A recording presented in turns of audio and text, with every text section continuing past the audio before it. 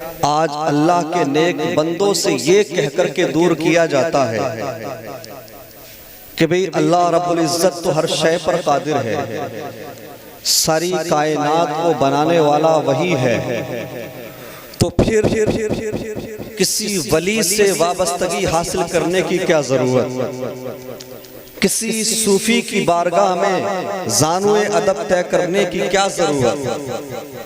کسی اللہ کے نیک بندے کی بارگاہ میں جانے کی کیا ضرورت؟ وہ ذہن سازی کی جاتی ہے کہ آسمان، زمین، ساری کائنات، یہ کتنا بڑا کام ہے، سب اللہ نے کیا، اور وہ سنتا بھی ہے، دیکھتا بھی ہے، جانتا بھی سب کچھ ہے، تو پھر کیا ضرورت ہے کہ ہم اللہ والوں کی بارگاہ میں جائیں؟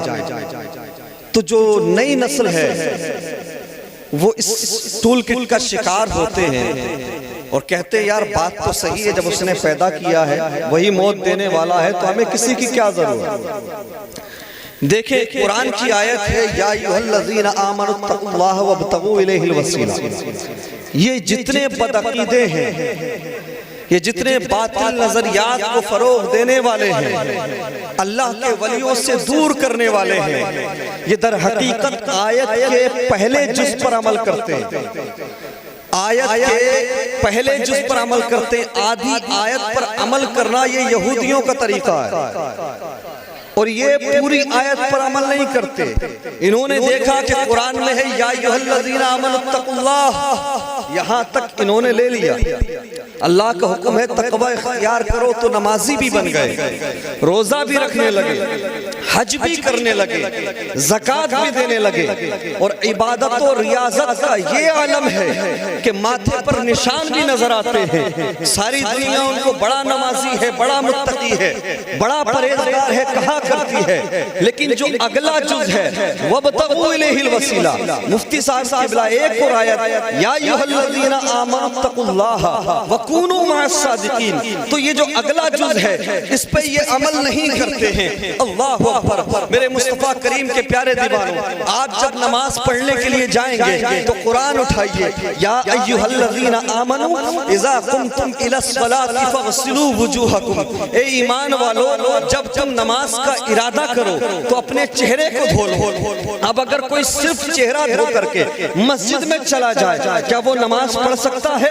کیا وہ نماز کے لیے تیار ہے؟ حکم ہوگا نہیں، ابھی کچھ اور بھی ہے، ابھی کچھ اور بھی کرنا ہے، ابھی آدھی آیت ہے، پوری آیت پہ عمل کرنا پڑے گا نماز پڑھنے کے لیے۔ یا ایھا الذین آمنوا اذا قمتم الی الصلاۃ فاغسلوا وجوہکم وایدیکم الی المرافق وامسحوا برؤوسکم وارجلکم الی الکعبین، ہاتھوں کو بھی دھونا پڑے گا کوہنیوں تک، سر کا مسح بھی کرنا پڑے گا، پیروں کو بھی دھونا پڑے گا ٹخنوں تک۔ کیا مطلب؟ پوری آیت پر عمل کرنا پڑے گا۔ پروردگار تیرا حکم تھا یا ایھا الذین آمنوا اتقوا اللہ وکونوا مع الصادقین، یا ایھا الذین آمنوا اتقوا اللہ وابتغوا الیہ الوسیلہ، پروردگار تو نے فرمایا تقوی اختیار کرو۔ میں نمازی ہو گیا، میں حاجی ہو گیا، میں زکوٰۃ دینے لگا، میں عبادت کرنے لگا ہوں، میں روزے رکھنے لگا ہوں، پروردگار کیا میں کامل مومن ہو گیا؟ کیا مجھے تیرا قرب مل جائے گا؟ تو رب کی طرف سے حکم ہوتا ہے بے شک تو نمازی ہو گیا ہے ٹھیک ہے، بے شک تو حاجی ہو گیا ہے ٹھیک ہے،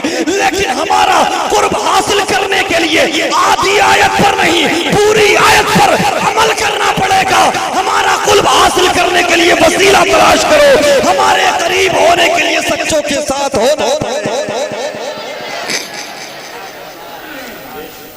میرے مصطفیٰ کریم صلی اللہ تعالی وسلم کے پیارے دیوانوں، تو اللہ کا قرب حاصل کرنے کے لیے سچوں کے ساتھ ہونا پڑے گا، وسیلہ تلاش کرنا پڑے گا۔ اب یہاں پر ایک بات کی جاتی ہے حضرت کہ نماز سے بہتر وسیلہ کیا ہے؟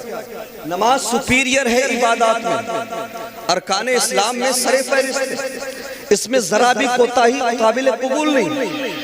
لیکن ذرا سوچیں، بدعقیدہ جو نشانہ بناتے کہتے ہیں اگر تمہیں وسیلہ ہی بنانا ہے تو نماز کا بناؤ، قرآن میں بھی یا ایھا الذین آمنوا استعینوا بالصبر والصلاۃ، ٹھیک ہے، لیکن آئیے ذرا چلتے ہیں۔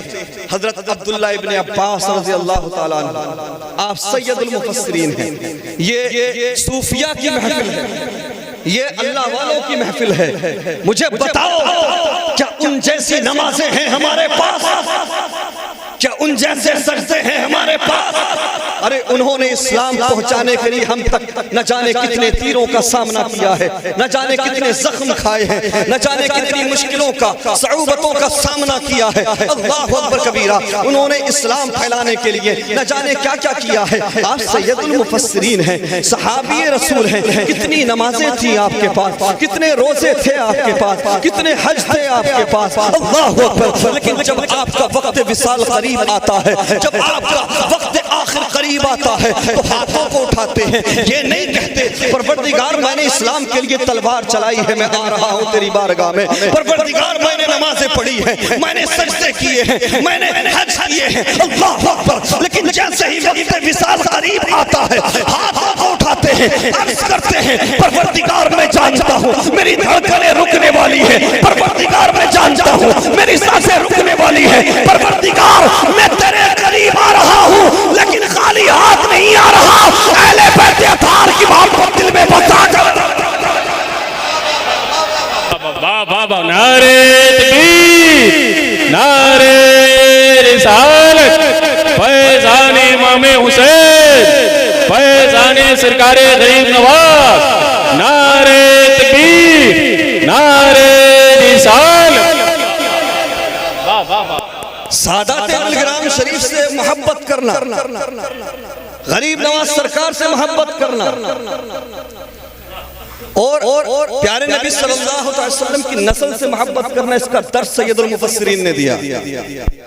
اور ناز کے طور پہ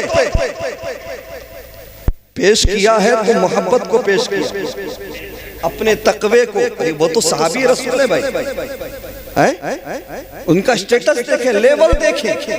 تو ہماری جو نسل ہے نوجوان، ان کو سمجھنا چاہیے کہ آپ چاہے جتنا علم حاصل کر لیں، چاہے جتنی نالج ہو آپ کے پاس، کتنے ہی قابل ہوں، لیکن اگر آپ کی زندگی میں کوئی صوفی کامل، پیر کامل نہیں ہے تو آپ مکمل نہیں.